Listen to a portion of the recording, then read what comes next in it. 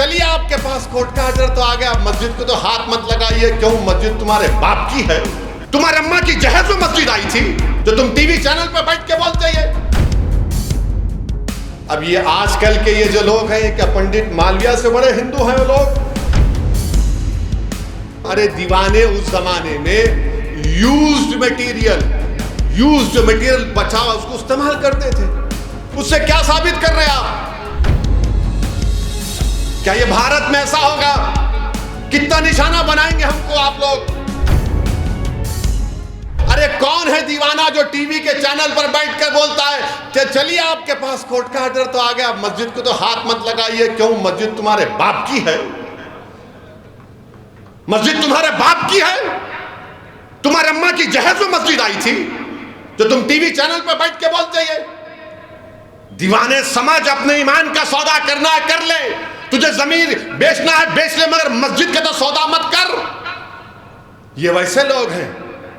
नहीं कहिए कर लो। मेरे भाई, मथुरा की जो ईदगाह है, 1960s में मुसलमान और हिंदू भाइयों ने बैठकर तस्वीया कर लिया, एग्रीमेंट किया। मुसलमानों ने 8 एकड़ जमीन दी और उस एग्रीमेंट पर सुन्नी वक्फ बोर्ड की इजाजत से कोर्ट में एग्रीमेंट दाखिल हो। हिंदू भाइयों की तरफ से एग्रीमेंट में कौन साइन किया? पंडित मालविया ने साइन किया। अब ये आजकल के ये जो लोग हैं, क्या पंडित मालविया से बड़े हिंदू हैं वो लोग? जो बात मुसलमान और हिंदुओं ने बैठकर तय कर ली, खत्म कर लिया मसले को, आज 2023 में अब उसको शुरू कर दिए। और बार बार आपको बोलते, तो देखो काशी में उसका देखो कैसा है फोटो। अरे दीवाने उस जमाने में यूज्ड मटेरियल बचा उसको इस्तेमाल करते थे। उससे क्या साबित कर रहे हैं आप? क्या साबित करना चाह रहे हैं आप? मैंने जब कहा था हैदराबाद में अपनी मस्जिदों को बचाओ, उसको आबाद रखो, तो ये मजलिस के मुखालिफिन शुरू हो गए। ओवैसी देखो जज्बाती बात कर रहा है। अरे तुम्हारे सामने नजर नहीं आया? दिल्ली के 600 साल पुरानी मस्जिद को तोड़ दिया गया। कब्रस्तान जो बाजू था उसको तोड़ दिया गया। ऐसा तोड़े कब्रस्तान को कि वहां के लोग बता रहे कि खबरों का कफन निकल कर बाहर आ गया हड्डियों के साथ।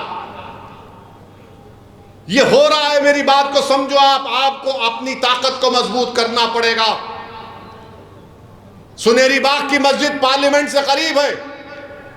जब कभी पार्लियामेंट का सेशन चलता है, जब वहां से प्राइम मिनिस्टर का अगर कॉन्वॉय जाता है या बड़े मिनिस्टर का जाता है, तो उस वक्त मस्जिद में नमाज नहीं होती। क्या दूसरे इबादत गाहों के सामने से जब प्राइम मिनिस्टर का कॉन्वॉय जाता है तो वहां पर इबादत गाहों में इबादत नहीं होती? ये बताना चाह रहा हूं आपको मेरे भाई। क्या ये भारत में ऐसा होगा? कितना निशाना बनाएंगे हमको आप लोग? 500 साल पहले ऐसा हुआ। अरे दीवाने पुष्पमित्रा संगा को क्या बोलेंगे? कश्मीर के राजा हर्ष को क्या बोलेंगे? उनसे भी तो इंसाफ करो। पुष्पमित्रा संगा की बात करो, राजा हर्ष की बात करो। नहीं, असदुद्दीन ओवैसी तुम बोलो मुगलों के बारे में, मैं बोलूं मुगलों के बारे में। बिरयानी गपागप खाते वो क्या है? हर चीज में मजहब को जोड़ दो, नफरत फैलाओ मुसलमानों के बारे में।